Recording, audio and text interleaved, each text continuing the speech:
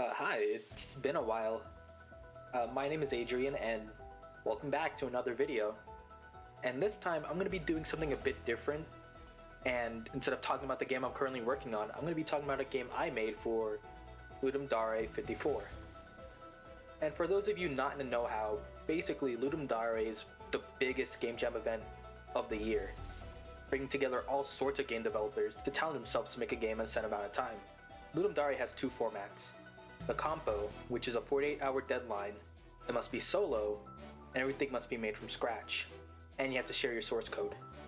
And the jam, which is what I participated in, which has a 72-hour deadline, you can work solo or as a team, and everything must mostly be made from scratch. I'm gonna be honest, I didn't even know that Ludum was happening until I saw a live stream from Sean Spalding talking about it.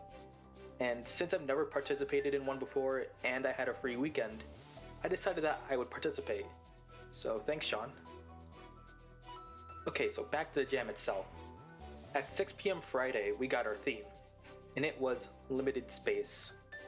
Usually it takes me a while to come up for an idea for a game jam, but this time around I had a general idea as for what I wanted to do. See, the last few games I've worked on have all been top-down games. Two of which were for game jams, and one of them was my main project. And I wanted a change of pace.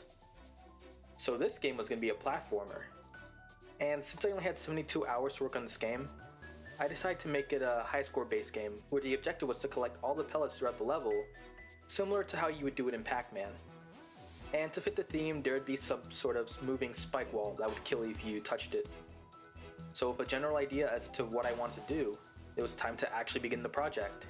And here are the basics completed. The player can move around, jump around, climb ladders, all that stuff. And next I added in the spike wall that would move from left to right. And to make it look nicer, I used GameMaker's built-in heatwave filter, and since the basics were done, I decided to add more art into the game. I've never done a space theme for a game before, so I decided I would center everything around that. And so, here I have the player, pellets, and background done. But after getting all that work done, I realized something. I know nothing about level design. So do I really want to spend a third of the jam worrying about that? Or should I just have one level that I can make fun by adding some fun gimmicks and be more high score based? And after a bit of thinking, I went with only needing one level, but with multiple gimmicks. So to reflect that, I made the pellets respawn after collecting them, so you can collect them again and boost your score. Since I plan to have enemies, the player needs a way to fight them. And since I'm already taking elements from one retro game, I might as well take some from two more. And so first I give my player a gun to attack enemies at a range. But that didn't still feel like enough. And since I'm making a relatively simple game, I might as well expand the player's movement options.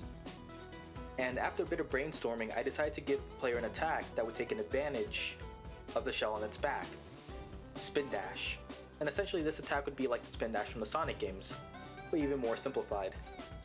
All you have to do is hold down the spin button while holding the down button, and you can release it whenever you felt like it. And the more you charged up, the faster you would go.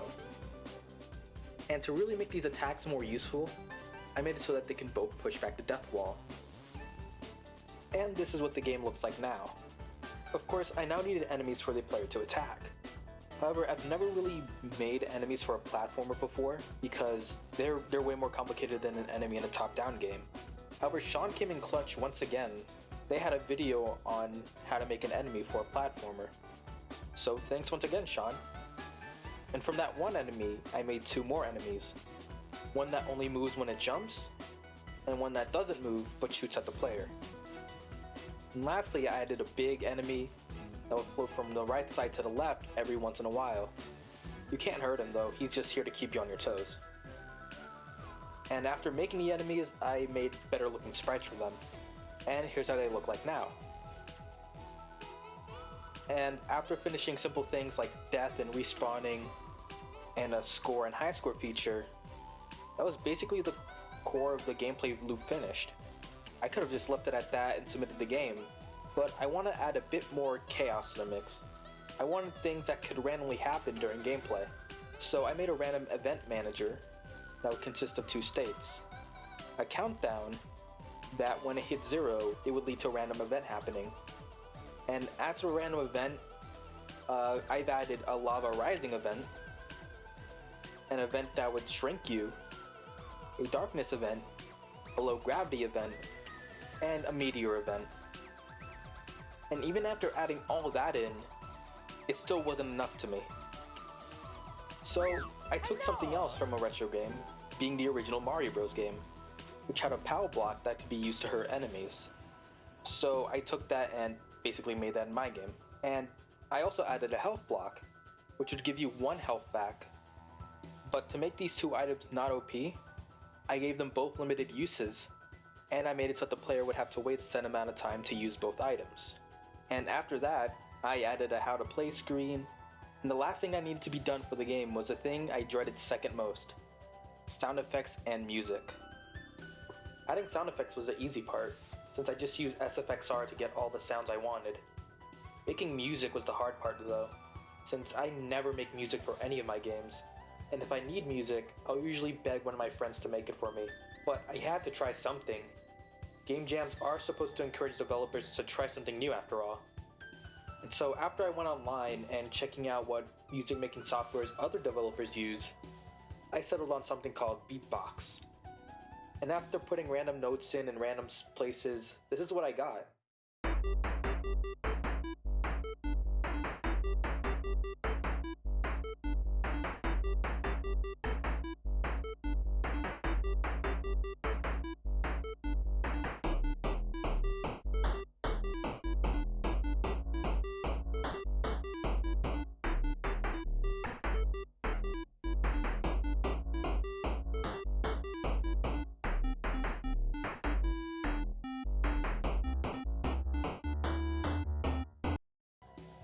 And honestly, for a first attempt at music making, I think it turned out pretty good. So after settling on a name for the game, that was the game completed.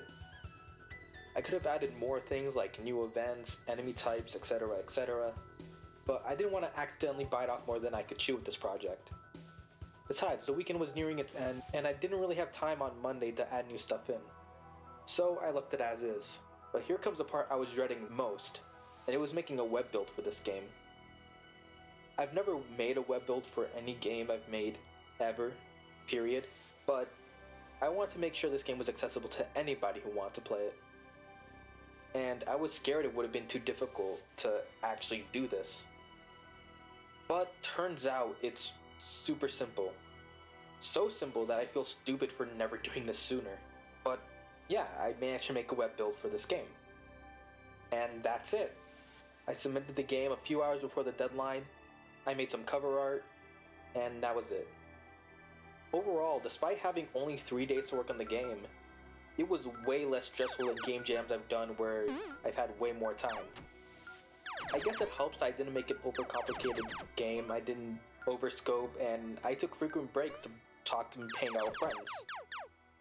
I would even go as far as to say that this jam will have a special place in my heart, since it was my first time joining Ludum, first time making music for a game, and the first time I've ever made a web build for a game. But that'll about wrap it up for this video. If you want to play the game, I'll put a link in the description. Other than that, have a great day and I'll talk to y'all later. Bye.